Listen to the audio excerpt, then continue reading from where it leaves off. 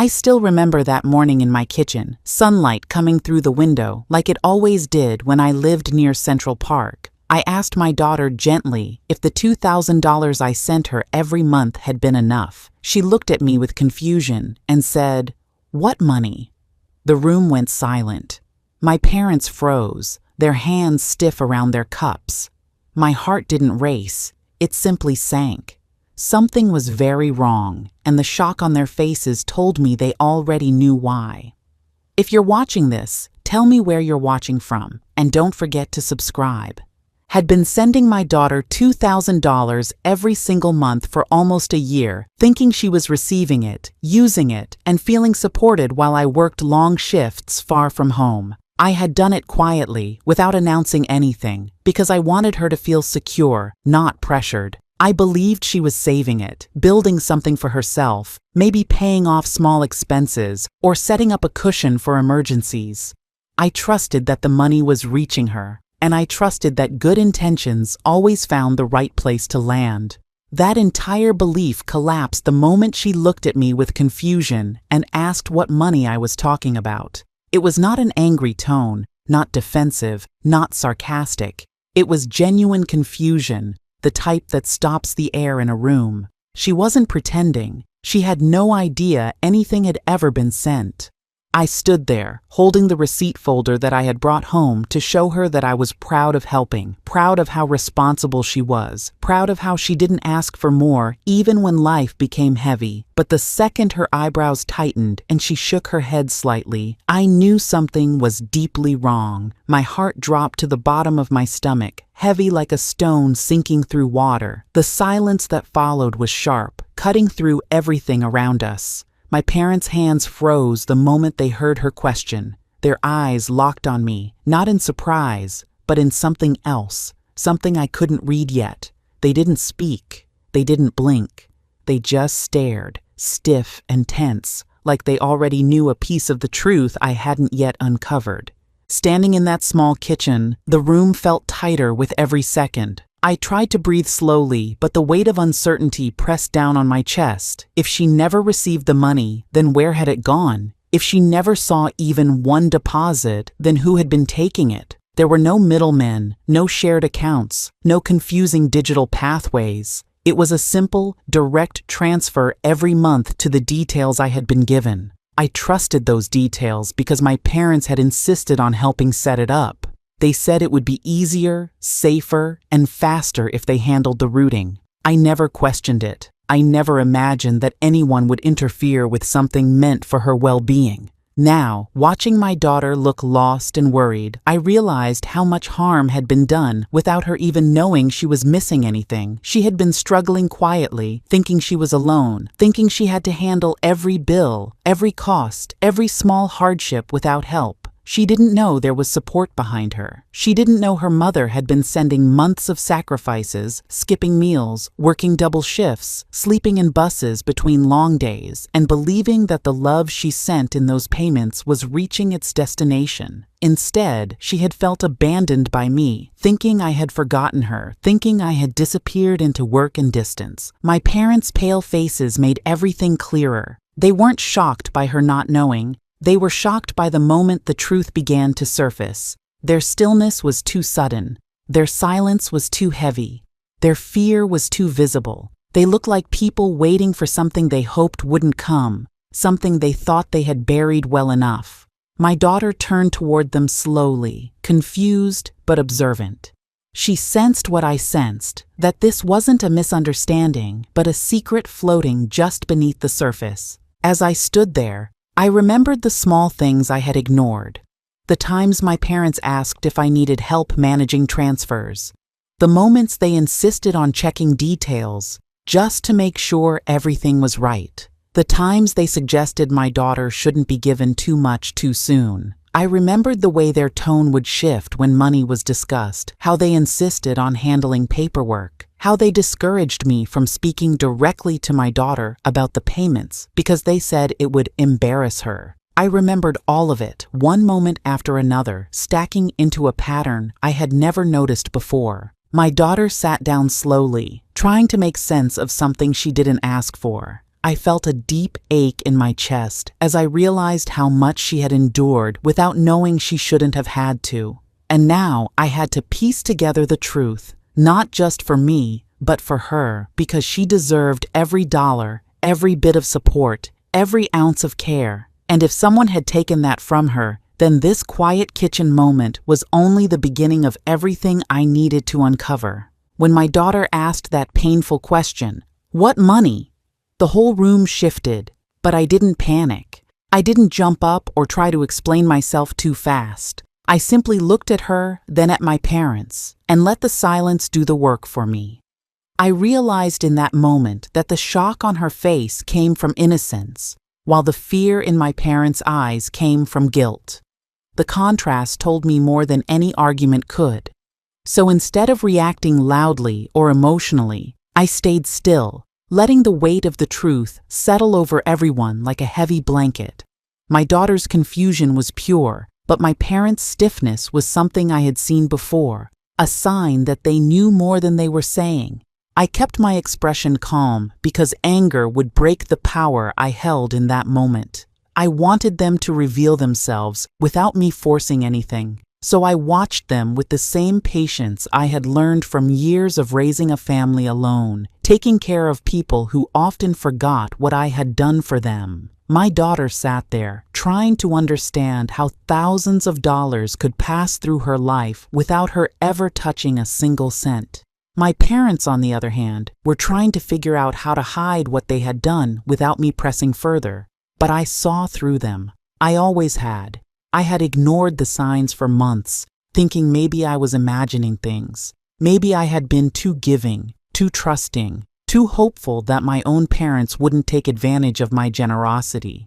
So when they started shifting in their seats, avoiding eye contact, clearing their throats softly, I knew they were afraid. That alone gave me a cold, steady confidence. I leaned back slightly, showing no panic, no tears, no shock, just quiet, controlled strength.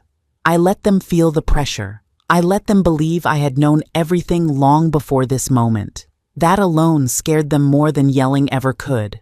I watched their shoulders tighten and their eyes dart toward each other like two guilty children caught red-handed.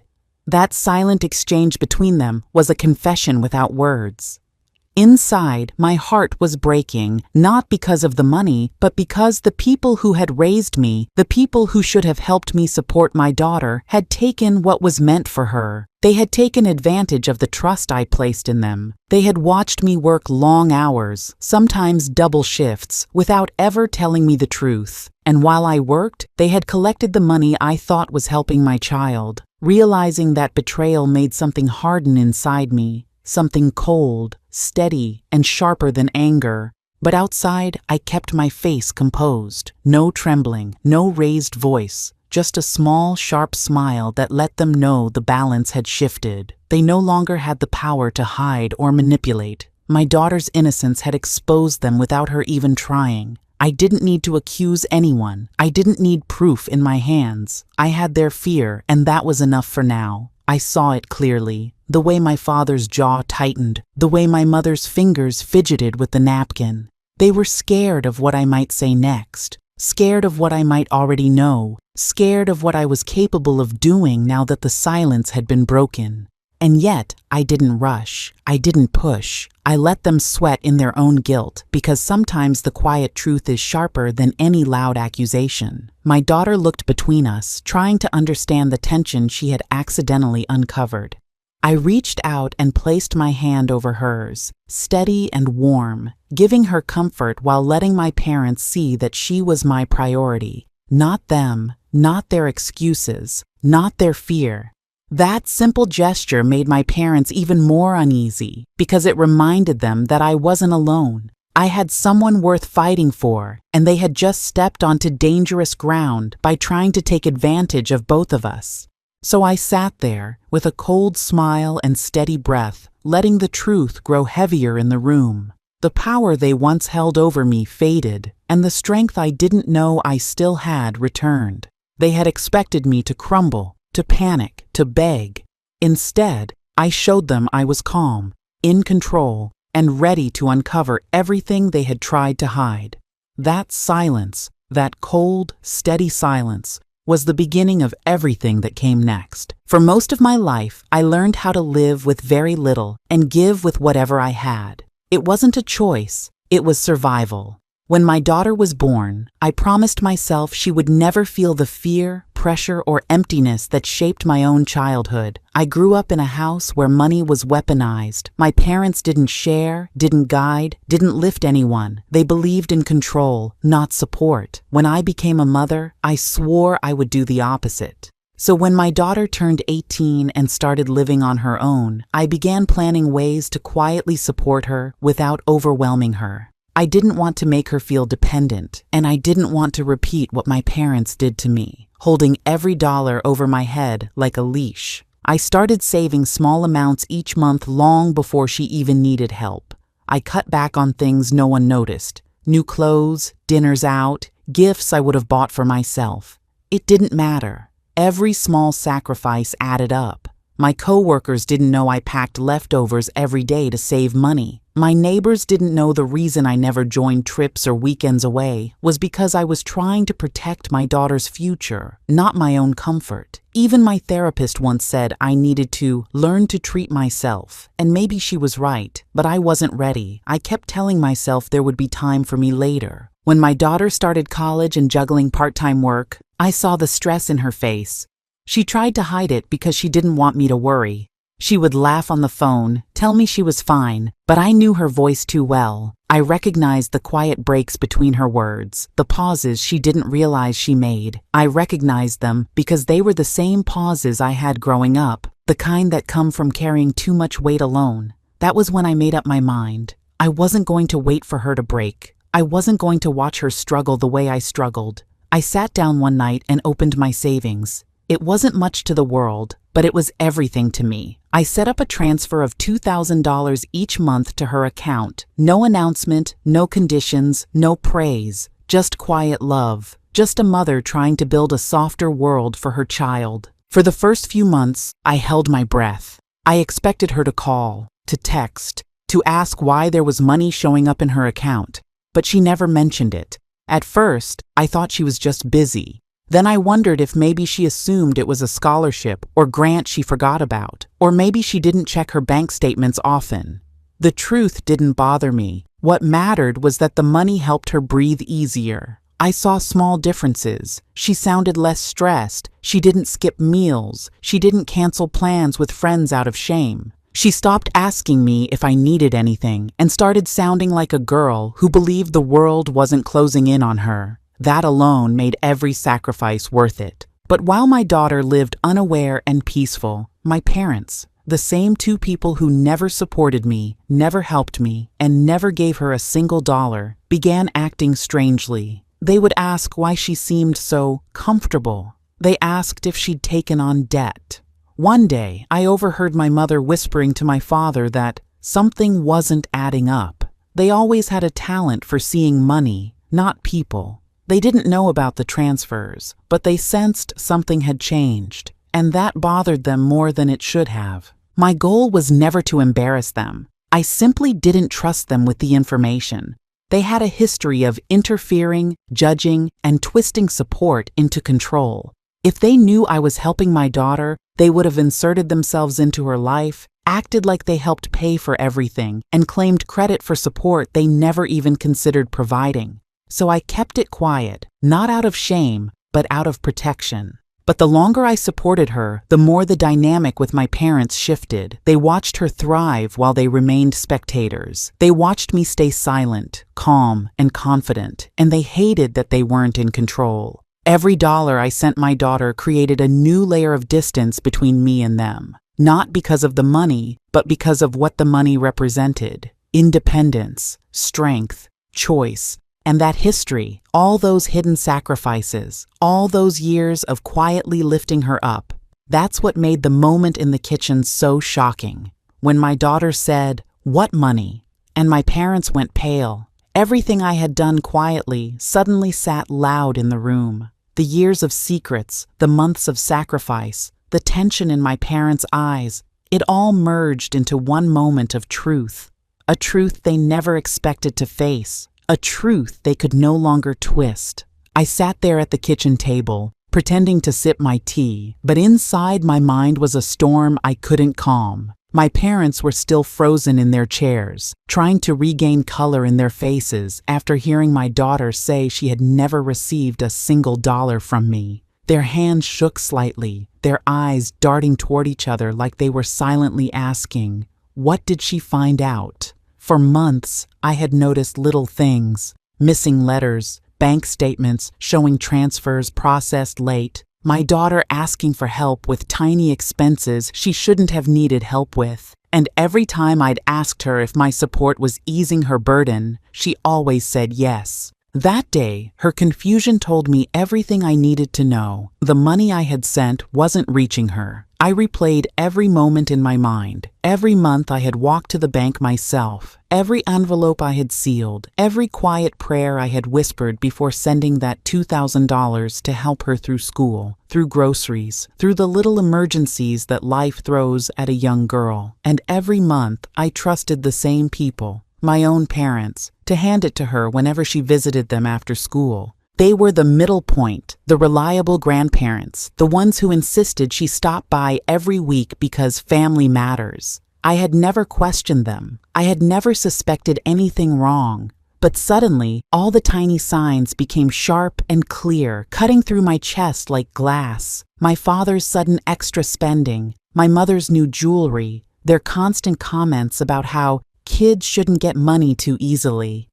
I remembered the days when my daughter came home with stress on her face, saying she had to borrow money from friends for books, saying she had to skip outings because she didn't have extra cash, saying she didn't want to bother me for more.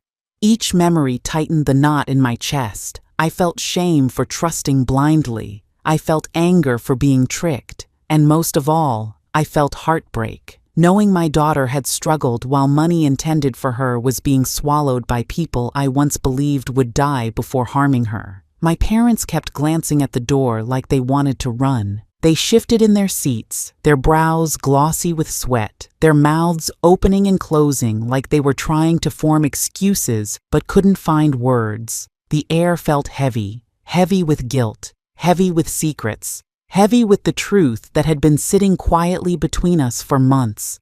I remembered one night when my daughter called me crying, saying she didn't have enough money to pay a school fee. I had wired her $2,000 the same night. She said thank you, but her voice didn't sound relieved. I thought she was hiding embarrassment. Now I knew she had never seen a penny. All those months, she thought I wasn't helping enough. All those months, I thought she was receiving my support. And all those months, my parents were silent, acting like saints, while stealing from the child I loved more than life. I stared down at my tea, trying not to let the rage show on my face. I didn't want to explode, not yet. I wanted them to realize I knew something was wrong. I wanted them to sit there in their own fear, feeling the beginning of exposure. My daughter's words, "What money?" echoed in the room like a hammer hitting stone.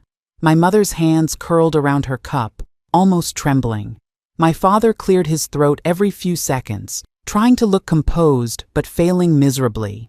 I kept my voice steady, letting the silence stretch, letting them feel the weight of their own guilt. That was when I understood something deeply. Betrayal doesn't always arrive loudly. Sometimes it arrives slowly. In small withdrawals, in quiet lies, in missing envelopes. It builds over time until one single sentence breaks the entire illusion. And in that moment, I knew the illusion was gone forever. The moment my daughter said, "What money?" the air in that kitchen changed. It wasn't loud. It wasn't dramatic. It was quiet, too quiet. The kind of silence that makes your skin prickle because you know something is wrong long before anyone speaks. My parents were sitting across from us at the table, halfway through their coffee. They froze in place, hands paused mid-air, eyes widening just enough for me to see the truth settling beneath their skin. They knew something I didn't. They knew something my daughter didn't. And they suddenly looked terrified that I had finally noticed what they'd been trying so hard to hide. My mother's face went white first, like all the color drained straight out of her cheeks. My father's jaw tightened so sharply that a vein pulsed at the side of his neck. Their eyes darted to each other, then back to my daughter, and then finally landed on me. The one person in the room who wasn't confused, wasn't shocked, wasn't scrambling.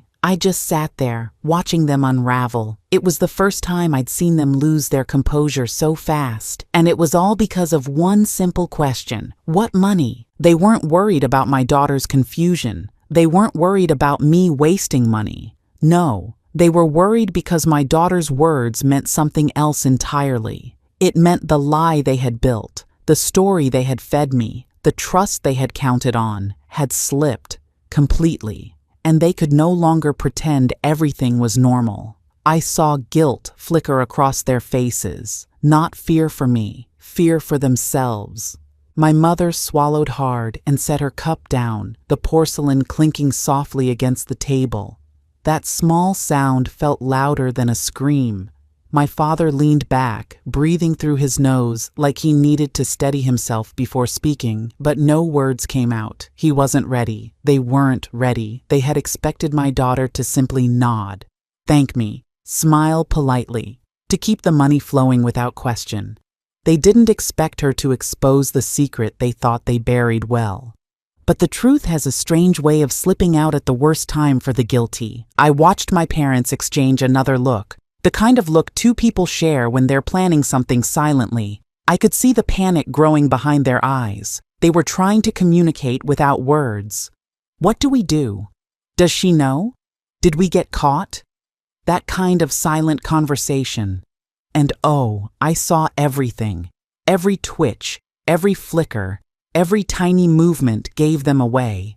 My daughter, still confused, looked between us like she was trying to understand whether she had said something wrong. She hadn't. She had said everything perfectly. She had opened the one door my parents prayed I would never look behind. She had asked the question that shattered their control, and I let the silence sit there a little longer, letting them stew in it, letting them wonder how much I knew, letting them feel the fear I had felt for months without even realizing it.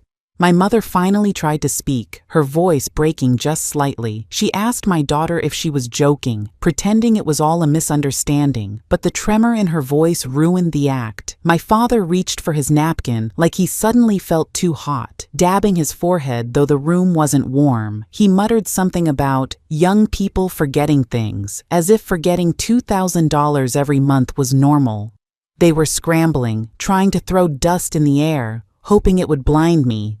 But I wasn't blind anymore. The more they panicked, the clearer the truth became. My money hadn't been reaching my daughter because they had been intercepting it every month, quietly, without a word. They had taken thousands from me under the excuse of helping manage things while I was busy or saving it securely.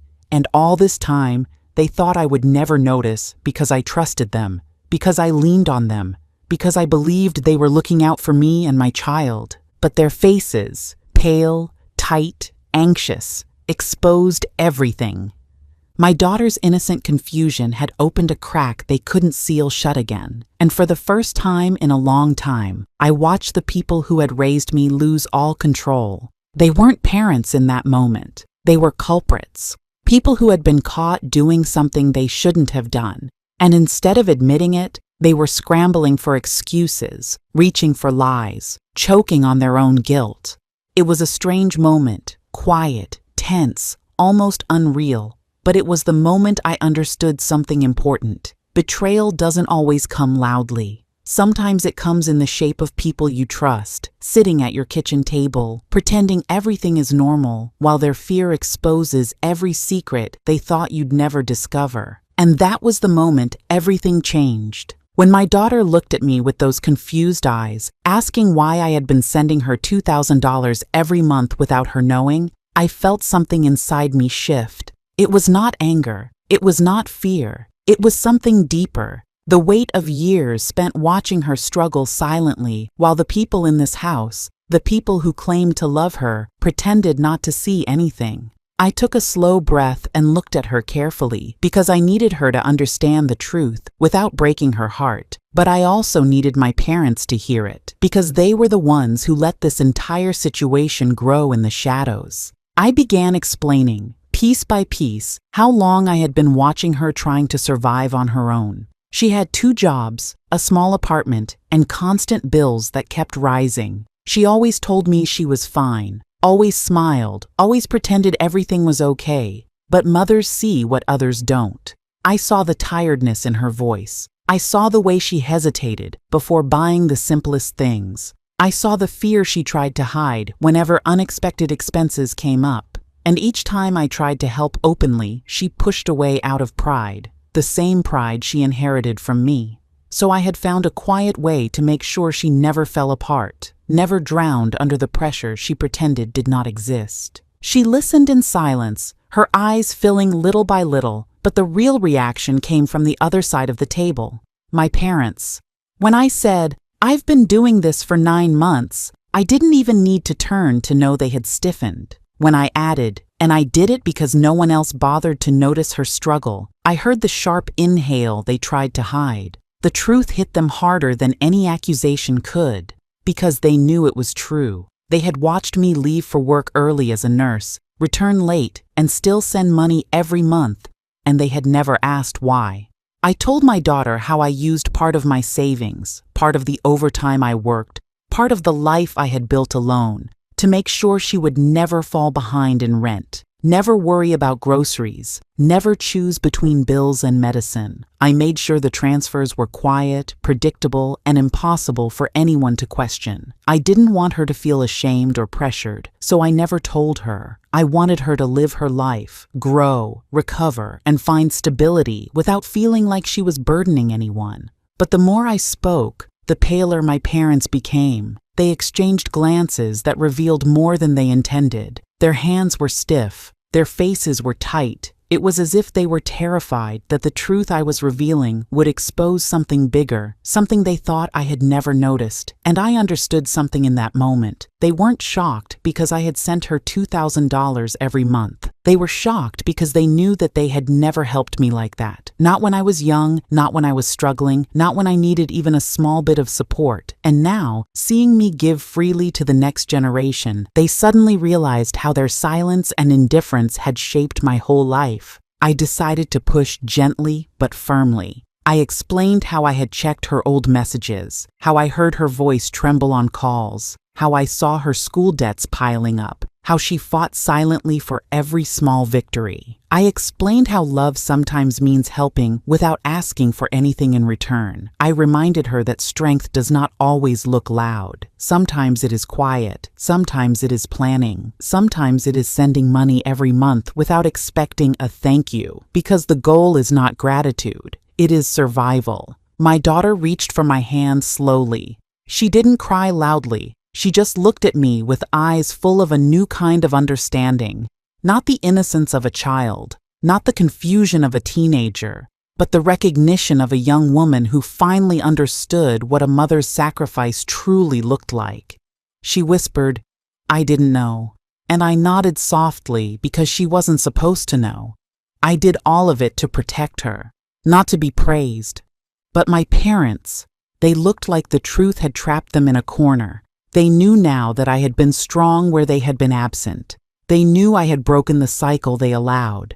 They knew I had succeeded in being the mother I never had. And that silent realization, that quiet exposure, was the real turning point of the night. When the room finally calmed, when the shock settled into a heavy quiet, I realized I couldn't allow this situation to drift. I had spent months sending my daughter $2,000, thinking I was helping her quietly, thinking I was giving her a cushion she could rely on. And now, seeing her confused face and my parents' pale expressions, I understood something important. This was not just about money. This was about control, about assumptions, about how my family thought they could question my decisions whenever it suited them. I had protected my child in silence, without asking anyone for permission. And the moment the truth slipped out, suddenly everyone cared. Suddenly everyone had opinions. Suddenly everyone was worried about where the money went, how much I still had, and what I planned to do next. That shift in their faces told me exactly what I needed to know.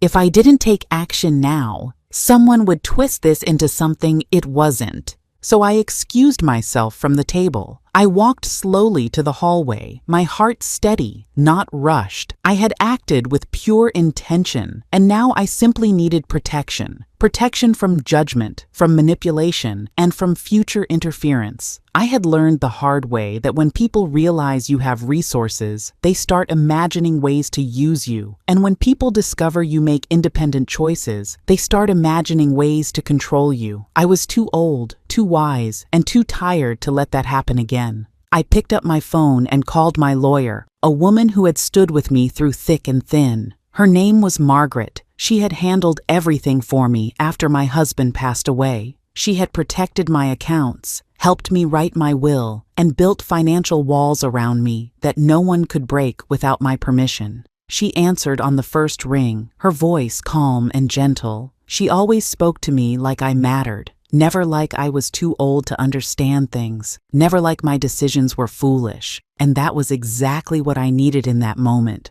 someone who respected me.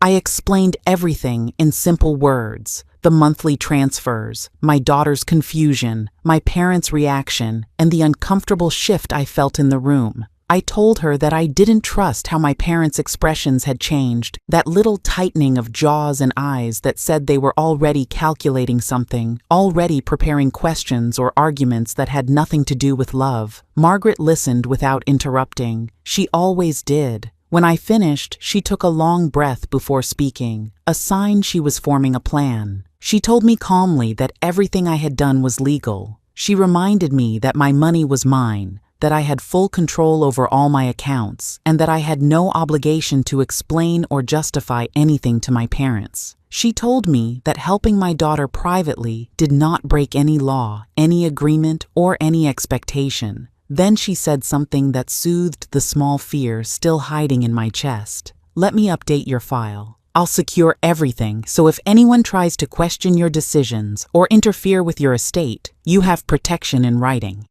Those words were a blanket around my shoulders. I felt safe instantly. Margaret instructed me to send her copies of my recent transfers, just for record keeping. She said she would update my will with a clause explaining that I had supported my daughter voluntarily and privately to avoid future disputes. She told me she would reinforce the legal boundaries around my accounts so no one could attempt to influence me or claim I was being irresponsible. She even suggested adding a line that protected me from family pressure, something she had seen far too many older women struggle with. When I hung up, I felt stronger. Not tougher, stronger. Like someone who wasn't afraid anymore because she knew she had someone in her corner. As I walked back into the kitchen, my parents looked at me the way people look at someone who knows more than they expected. And they were right. I did. I had clarity. I had a plan. I had protection. I wasn't just reacting emotionally anymore. I had a strategy. My daughter watched me quietly, waiting for me to say something, maybe to explain more. But I didn't. Not yet. This moment wasn't about justifying my choices. This moment was about establishing something new, a boundary they had never seen from me before. I sat down, looked at all of them, and smiled. Not a gentle smile, not a nervous smile. A steady one. A smile that said, I know exactly what I'm doing, and none of you get to interfere. Inside, I repeated the words Margaret had said. You are fully protected. And that was the beginning of my revenge. The quiet, strategic kind that doesn't hurt anyone but makes sure no one ever hurts you again. I sat across from my parents at the kitchen table. The same table where I had eaten breakfast as a child, the same table where I once believed adults always told the truth. But that afternoon, everything felt different. The air was heavy, thick with the weight of what they had just learned, that I had been sending my daughter $2,000 every month without telling anyone, and that she had never received a single dollar because someone else had intercepted it. The silence in the room stretched long, almost painful. My daughter sat beside me, confused, still processing why she had never seen the money I sent with love, patience, and sacrifice. I watched my parents closely. They were stiff, pale, and uneasy. My mother kept wiping her palms on her skirt as if she could rub off her fears. My father's jaw clenched and unclenched in small, tight movements. They didn't look shocked anymore. Now they looked cornered. And that told me everything. People who are innocent look surprised. People who are guilty look worried. My parents looked terrified. That was enough proof for me. I took a slow breath and placed the bank statements on the table. Page after page showed the monthly transfers. It wasn't complicated. It wasn't even hidden. It was simple. The money left my account every month, exactly on time, and then disappeared before my daughter ever saw it. I didn't need screaming or threats. I didn't need dramatic words. The truth was already speaking louder than anything I could say. My daughter whispered, "Mom, why didn't you tell me about this?" Her voice hurt my heart. I wanted to reach out, hold her, tell her everything, but this moment wasn't about her innocence. It was about the people who took advantage of it. I turned my attention back to my parents. "I know you both understand what these papers mean," I said slowly, keeping my tone steady and calm. I wasn't shaking. I wasn't angry. I wasn't even emotional. I was firm. The kind of firmness that comes from being wronged too many times and finally reaching the point where you refuse to bend anymore. My parents still didn't speak. My mother stared at the table. My father pretended to study the wall. I realized then that they weren't confused. They weren't shocked. They knew exactly what I had been doing every month, and they knew exactly what they had taken. Suddenly, everything from the past years made sense. The controlling behavior, the small comments about how I shouldn't spoil my daughter, the constant pressure to run all finances through them, and everything else I had brushed off as protective parenting. I leaned back in my chair, letting the truth settle in the room like dust. "This ends today," I said plainly. "Every lie, every excuse, every bit of control, it ends now." My father finally looked up, but his eyes didn't hold regret. They held fear, real fear. "What do you mean?" he asked, voice tight, as if he already knew the answer and was hoping I wouldn't say it out loud. "I mean," I continued, "from today forward, you will have no access to anything that belongs to me. Not my money, not my accounts, not my property, not my daughter. You will not touch a single cent I earn, and you will not make decisions for me ever again." My mother swallowed hard. "We only did what we thought was—" I held up my hand, stopping her. "No. Don't say you thought it was right. Don't say it was for my own good. Don't tell me you were helping. You took money meant for my child and kept it for yourselves. There is no explanation that makes that acceptable." My parents stared at me, stunned. They weren't used to me saying no. They weren't used to me taking control. For years, they had shaped decisions, pushed opinions, and led me like I was still a child. But they didn't realize something important. When you become a mother, you grow a new kind of strength. And when someone harms your child, that strength becomes something unbreakable. "I've spoken to my lawyer," I added, my voice calm but cutting. "Every transfer is recorded. Everything is documented. If you ever come near my finances again or try to manage anything that belongs to me or my daughter, I will take legal action. I am done being the quiet one." My daughter looked at me with wide eyes, seeing a version of me she had never seen before, a version that didn't apologize or shrink back, a version that stood tall, a version that protected her fiercely. "You will not take from us again," I said softly but firmly. "Not money, not security, not peace." My parents said nothing. They looked defeated, and for once, I didn't feel guilty. I didn't feel conflicted. I didn't feel like a bad daughter. I felt like a good mother. This was my ultimatum, one they would never forget. When the truth finally settled into the room, it didn't arrive loudly.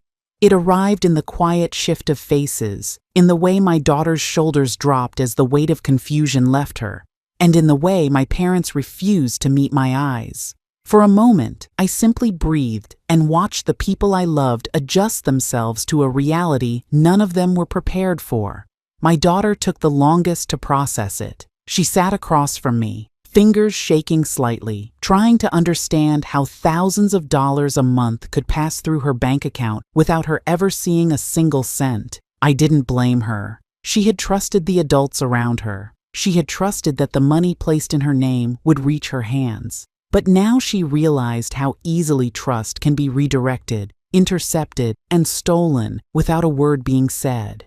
And as the understanding spread across her face, something broke inside her, something tender that should never have been touched. She looked at my parents next, the two people who had sworn to guide her, the ones she believed never kept secrets from her. That belief shattered in seconds. My father suddenly found the floor very interesting, and my mother stared at her glass like the water might save her. Neither of them had spoken since the moment my daughter asked that question. 3 small words that cracked the whole family open. What money? My parents had spent years pretending to be helpful, pretending to look after my daughter while I worked those long months away. And all that time, the money I earned, the money I sent with love and hope, had been stopped before it could ever reach her. My daughter waited for one of them to explain. Neither did. So I stood up first. I reached across the table and placed my hand gently on hers. "It's okay," I said quietly. "We know now." She nodded, though her eyes were wet. She had always been soft-hearted. She hated conflict.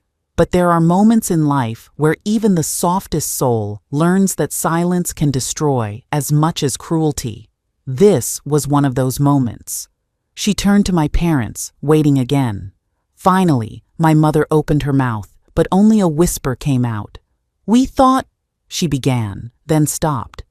"We thought she didn't need all that money. We thought we could manage it for her." Manage was the word she used. Manage, like they were doing her a favor by taking what was never theirs. My daughter didn't raise her voice. She didn't even change her expression. She simply asked, "Why didn't you tell me?" My father cleared his throat. "We knew you would spend it wrong," he muttered. "You're too young." It was then my daughter finally broke. "Too young to know about money," she said softly, "but not too young to have it stolen?" The room went still again. My parents flinched when she said the word stolen, but she was right. It wasn't guidance. It wasn't management. It was taking, plain and simple, and it had gone on for months. I stepped in before the conversation spiraled further. I needed my daughter to feel safe, not bruised by their excuses. "Enough," I said calmly.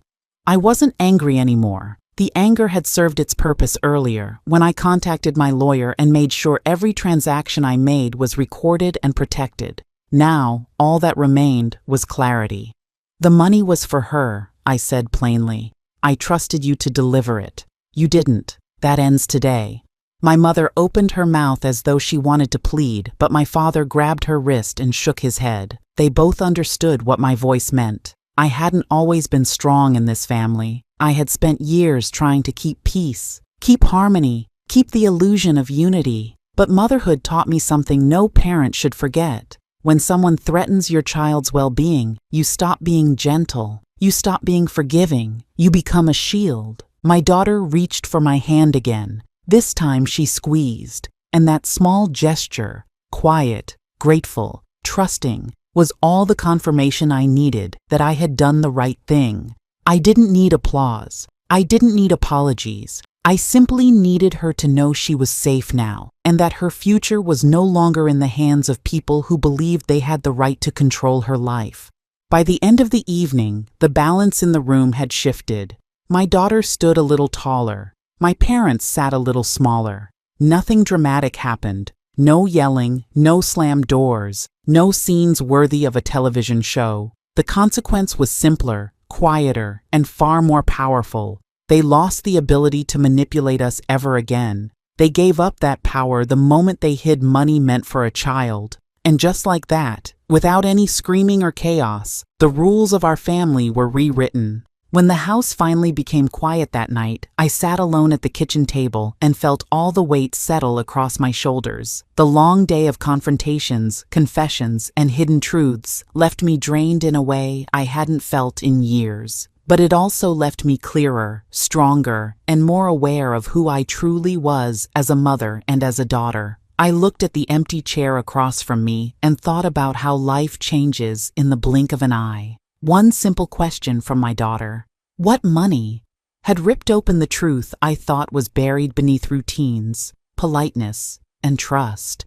That question forced me to see how much I had ignored, how much I had forgiven, and how much I had kept quiet to keep the peace. But the peace never really existed. It was an illusion we all pretended to hold together. I realized then that protecting my daughter had never been a mistake. I had done what a mother is supposed to do, make sure her child has enough, even if no one else sees the sacrifices. I had worked extra shifts, skipped vacations, cut down on my own needs, and smiled through the exhaustion, all because I wanted her to feel stable, secure, and cared for. The fact that she never knew about the money wasn't because I wanted credit. It was because I wanted her to grow without the fear of burden. And yet, somewhere in the background, my parents had watched me struggle, watched me stretch myself thin, and never once wondered how I kept everything going. They assumed everything was fine. Maybe they didn't want to know the truth. Maybe they didn't care to look closely. Or maybe they expected me to keep being the strong one because I always had been. As I sat there, I thought about their faces when they heard her say she had never received $1. They looked like people caught in a lie they never planned to confess. I remembered all the times I trusted them to help her if anything happened to me. All the times they promised they would step in and manage things. And suddenly everything felt like one long misunderstanding, except it wasn't. It was negligence disguised as love. It was silence pretending to be support. It was convenience mistaken for care. My daughter came quietly into the kitchen and sat beside me. She didn't say a word, but her presence was enough. She rested her head on my shoulder like she used to when she was little, and it struck me how much she had grown, how much she had endured without even knowing it, and how strong she had turned out to be in her own quiet way. She didn't ask about the money again. She just said that she loved me and that she appreciated everything I had done. That simple sentence meant more than any repayment, any praise, or any apology I could have received. I knew then that all the struggle was worth it. Every dollar sent, every sacrifice made, every fear hidden, it all led to this moment where my daughter saw me clearly for the first time, not as someone trying to control or lecture her, but as someone who had protected her with everything I had. I also realized that my parents' shock, their pale faces and sudden silence were signs of their guilt. Maybe they assumed I was sending the money through them. Maybe they believed they were entitled to manage it. Or maybe they had been hoping I wouldn't find out the truth about how much they had kept from me. But now that everything was out in the open, the control they once held was gone, completely gone. I felt a new sense of freedom spreading through me like warm air after a long winter. I wasn't afraid anymore, not of confrontation, not of disappointment, and not of setting boundaries. I saw clearly that my loyalty needed to shift. My love would always be for my daughter, but my trust would have to be earned from now on, even by family, especially by family.